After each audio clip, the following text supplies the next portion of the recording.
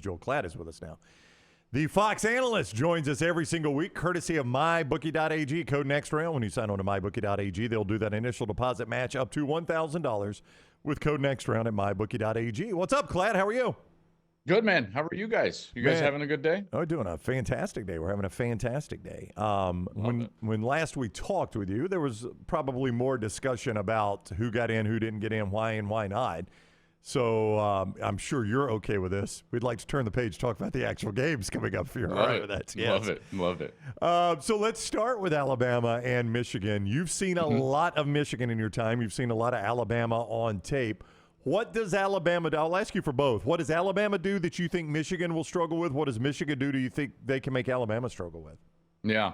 Okay, so the first one, Michigan has not seen a quarterback that is even remotely close to Jalen Milroe. And what he brings to the table with his mobility, his ability to throw the ball down the field, Michigan hasn't seen that. The offenses in the Big Ten were just not strong. Even Ohio State's wasn't what they have been in recent vintage because, you can make an argument Kyle McCord wasn't nearly what C.J. Stroud was. Their ability to handle the mobility of Milroe, I think, is going to be key in this game because it's not a defense that's technically built for a mobile quarterback. This is an NFL-style defense. This is a defense that is built for the Big Ten, for the NFL, if you will. Good run wall up front, hard edges on the outside. They try to have hybrid players at the second level. I'm going to be really interested to see how they want to defend Alabama and what Milroe brings to the table. On the flip side, we saw Texas handle them at the line of scrimmage. And I don't think that this is not quite the Bama of a few years ago at the line of scrimmage. Now, they've played much better and found their identity and what their philosophy needed to be with what they are this year. But I think Michigan is even better at the line of scrimmage than Texas is. Now, whether that materializes, I'm not sure because of the Zach Zinter injury. Their guard, he's their best offensive lineman, and they weren't even remotely as close on the offensive line in the conference championship game against Iowa. But that's what I would say is the advantage for Michigan. And then just an overall thought that Michigan overall is as balanced and consistent and sound of a football team as you'll find out there in the country. They don't commit penalties. They limit possessions. They're great on special teams. So I would just say, from that perspective, there's not a weakness for Nick Saban to look at and try to really hammer away. And that's why I think, legitimately, I think this is going to be a great football game. I really do. I think either team could win, and I think it's going to be a great football game. Yeah, and a beautiful location out at the Rose Bowl. We're looking forward to that. Alabama fans who may not pay a lot of attention to Michigan, there's no Aiden Hutchinson on that defensive line, but it seems to be a really consistent group as far as getting after the passer. Is this line as good as the last 2 years that got him to the college football playoff at rushing the passer? Obviously, they're good at stopping the run. Yeah, so they're a little bit different. They're better overall than they were a couple of years ago. 2 years ago when they played Georgia, they were primarily two players that were great pass rushers, Ajabo on one side, Hutchinson on the other. And that's what they did defensively. I mean, it was all about those two pass rushers. Last year, they were a little bit different. It was more about Mozzie Smith on the interior and their ability to stop the run, but they didn't have the ability to really rush the passer. And I think this year is the best combination of both that they've had over the last 3 years. They've got a rotation of tackles that rivaled, I think, is better than anybody in the country. So they'll play 5 guys up front just in the interior. And every one of them comes in, they're 300 pounds. Every one of them can stop the run. Every one of them can get after the passer. One of the best young defensive tackles in college football, Kenneth Grant, who's tremendous. He's the one that hawked down Katron Allen in the Penn State game, running 30 yards down the field. He's 350 pounds, and he's running down a running back. None of them play over 30 plays a game, so they can constantly stay fresh. So that rotation is hard for people to deal with. Then they've got 4 edge players that rotate through that are all really good and sound and can rush the passer. So the depth of their front on the defensive line is really the strength. And it allows them to stay fresh, and it allows them to do both, stop the run and get after the quarterback. And then the best thing that they do, guys, up front is their stunts. Their stunts, and I think this is going to be a huge part of this game plan. They're some of the best in the country at stunting, twisting, because it's not just twisting for twisting's sake. They do an amazing job of screening for each other and then stunting in a way where they maintain their rush lanes. And if they can do that and force Milroe out of the pocket to the direction that they want him to leave the pocket, then that's a way that hopefully in their minds they can curtail his athletic ability. But if he gets loose on the outside, Bama's got a huge advantage. I mean, a huge advantage because of him. I think one of the things Alabama does well, and freshman Caleb Downs is really good at this, about coming up and supporting the run. Great tackler, and he sticks his nose down in the running box really well. Alabama's strength, though, to me, is that secondary. But how many times in this game do you think they'll play nickel and dime against Michigan? Well, I mean, I think Alabama's at its strength when they're in their dime formation. They are that good on the backside, but will they be in dime at all in this game against Michigan? So this is what's so interesting about playing Michigan, is that it's so unlike most teams that you're going to face. You know, it's, by the way, it's the same for Michigan. Michigan's defense is better in nickel than they are in base, you know, because they can have Mike Sainristil still out there and their defensive backs like Will Johnson. When you get them into base, that's when it's like, okay, like, you know, maybe we can handle them a little bit better. Well, it's similar with Alabama. The difference, though, is that Michigan can roll out there and they're primarily going to play with a back and 2 tight ends, which forces the defensive coordinator to answer the question, do I want to play base or do I want to play nickel? They're very rarely, if ever, going to be in dime, right? When, like, almost never. There's just never a time. And the reason is because their strength throwing the football is their tight ends. A.J. Barner, 1 tight end, and then the guy that I really love, Colston Loveland. They're on the field constantly. Then what you're going to get is extra offensive linemen on the field. So it's not just base defense. You're going to have to actually go bigger, which defenses just in this day and age don't do. They did that against Penn State. They brought in the 7th and 8th offensive linemen. They ran the ball 32 straight times. If I was Michigan, I would force Alabama into a game in which they did not have those defensive backs on the field, and I would test, you know, can you stop the run? Can you handle our extra offensive linemen, our extra tight ends, and, you know, go from there. I think it's ultimately going to land on J.J. McCarthy, though, because I just don't think that they're going to be running the ball down Alabama's throat like they did against Penn State. And McCarthy's going to have to make some plays in the passing game. Joel Klatt is with us. He joins us courtesy of MyBookie.ag. Code next round. You can bet anything, anytime, anywhere with MyBookie.ag. You make that initial sign-on deposit. They'll match it up to $1,000 when you use code next round at MyBookie.ag, where you find Michigan down to a 1-point favorite in this game, opened at 2.5. Man, I can't wait for this game. Oh, it's going to be so much fun. You know what's great about this playoff, and I don't know if you guys feel this way or not. Like, I think Washington's best matchup in this playoff is against Texas.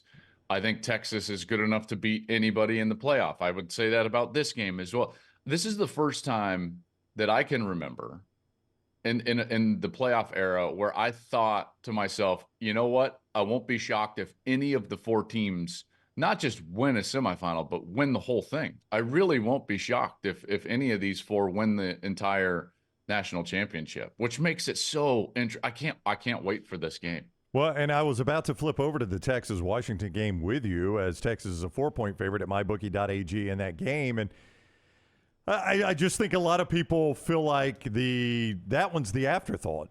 You know, Bama, Michigan determines who plays Texas, and boy, have we discounted Washington if we think it that way, yeah? I know. This is a great matchup for Washington. Texas's biggest weak spot is their pass defense.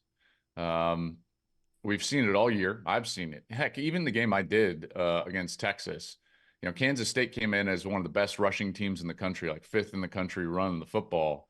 Texas took that away with Tavondre Sweat. You guys saw how good they were on the defensive line.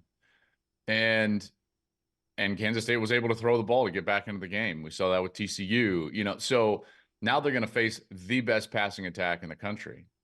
Kalen DeBoer does an amazing job. Michael Penix is as good of a leverage passer as I've seen in a long time. You guys love golf. You hear about like managing your misses in golf, like miss on the correct side of the hole. Well, Penix does that throwing the football. He's always missing on the correct side, taking his player away from defenders. If it's incomplete, it's not incomplete towards the leverage of the defender. He's really good at that. Great passer of the football. And Texas is 95th in the country stopping the pass. I know Washington doesn't have a great defense. I think it could probably be a shootout. There's a lot of skill on the field with both of these teams. But, man, I don't love the matchup for Texas. And I get it. Like, who am I versus Vegas to say who should be favored?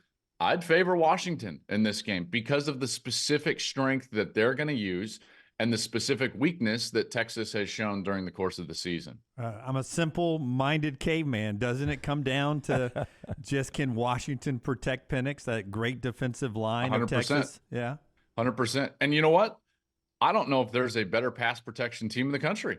Really? Than Washington. Yeah. See, that surprises me. Yes.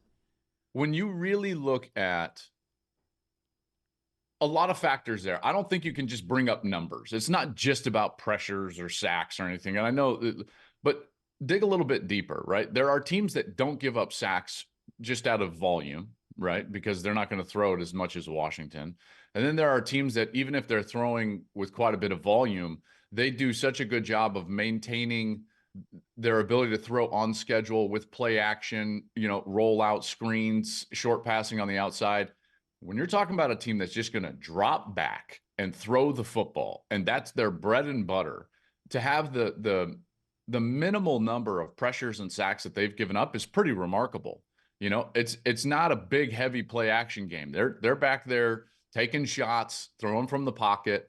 And because of that, it's kind of like the old adage, like in boxing, like pound for pound, he's the best fighter. Well, pound for pound, Washington's the best pass protection team in the country. And yet Texas, this is their strength, is up front. They have to win up front. If they don't get pressure on Penix, Washington wins. If they do, Texas wins. I'm with you 1,000%. That's where the game is won and lost. And Jay Price asked you, Klatt, in the chat room, the obvious question: who has Washington faced that would approach Texas defensive front? Is there one? I think people discount Oregon's defensive front. I mean, they're really good. I saw them up close and personal against Utah, but the answer is they haven't. That's why it's the playoff.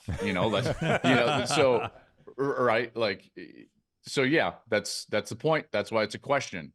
If I could point at a team that they've played that's definitely better than Texas and they've been able to protect Penix, I would just pick Washington outright right now. But you can't. And so it's a question. Are they going to be able to deal with it? Michigan hasn't seen a quarterback like Milroe. I don't think Alabama, maybe with the argument of Texas, but Texas is not as complete as Michigan. Alabama has not seen as complete a team as Michigan. Now, could you argue that Texas and Georgia are just as good or better in areas? Yes. Which if I'm betting, it's really hard to bet against Alabama with their history, their coach, the fact that they've played, the teams and teams that are similar to what you're going to see in this playoff.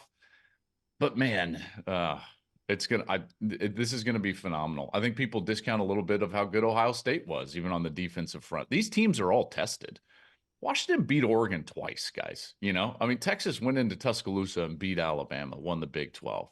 Michigan beat Penn State on the road and Ohio State, and Bama beat Georgia. These teams are steeled and ready, and this is as good of a playoff as we've ever had. The Joel Klatt Show is where you get more of this. You'll see Klatt again. Are you doing the Holiday Bowl? Are you and Gus doing the Holiday Bowl, Louisville and USC? Yes, we will do that. Louisville and USC. Who's going to play for USC? Who knows? Find out on Fox. Hey, I didn't have another question, but since you mentioned that, do you think eventually Florida State will actually go and play the Orange Bowl? I mean, there's been a lot of buzz about.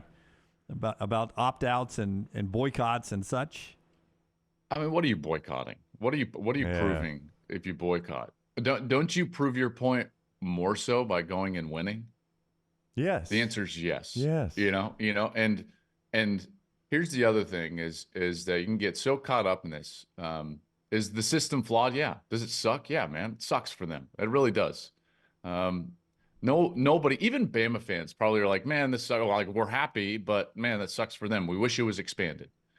But it's not, and that's life to a certain extent. Now, you only get limited opportunities in your lifetime to play this sport, in particular to play this sport at a high level. You get limited opportunities to rise above adversity and face adversity in your life.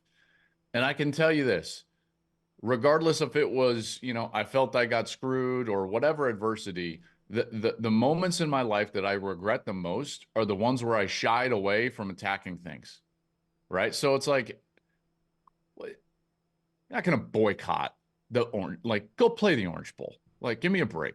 Like, this is 10 and 20 years from now, these guys would have so many regrets for not going and playing. To prove what point? That the system's broken? We already know that. We know, everyone will acknowledge you got screwed. Go prove them wrong. Go beat Georgia. Go split the national championship. We still have polls. I guarantee you, you'd sit there if you were a voter and think to yourself, like, man, okay, should I just give it to them? So that's my thought. Yeah, and this may be a surprising point of view coming from SEC country, but I hope we don't also use this game as a referendum on Florida State. Like, if Georgia beats them by 20, I hope everybody's like, see, they didn't belong. And if they beat Georgia by 20, I don't know that it's like, see, there they are. I view bowl games differently. I want them to play it. Don't get me wrong. I think they should. In a lot of sense, and you just referenced it with USC and Louisville, they've become a bit of an exhibition game. And yeah. I don't know that one game needs to be a referendum either way on Florida State. I totally agree with you. Okay. I thought you were about to say you disagree, so I'm glad you're back with me there. Yeah. No. I just keep coming back to. I keep coming back to, like, you only get so many opportunities to play this game. Yeah. And I mean, I'd give anything to go and play one more time, The last play I played between the lines, I was knocked out and put into the hospital, right? And I couldn't play in my bowl game. Eats at me to this day. I'm 41 years old. I can't imagine if I would have just been like, I'm not going to play because screw them. Like, what is that? Yeah. I love that passion out of you, Klatt. All right, he is Joel Klatt. Follow him on Twitter at Joel Klatt. Go watch the Joel Klatt Show. He is with us every Monday, courtesy of mybookie.ag. Thank you very much for the time, Klatt. Have a great week. You too. You guys have a great week. We'll do it, buddy. See you. Klatt with us on the JohnstonRVCenter.com hotline. Another reminder again, that line down to 1. Michigan favored 1 at mybookie.ag. Code next round. You make your initial deposit. They match it up to $1,000 when you use code next round. Bet anything, anytime, anywhere. mybookie.ag. Code next round.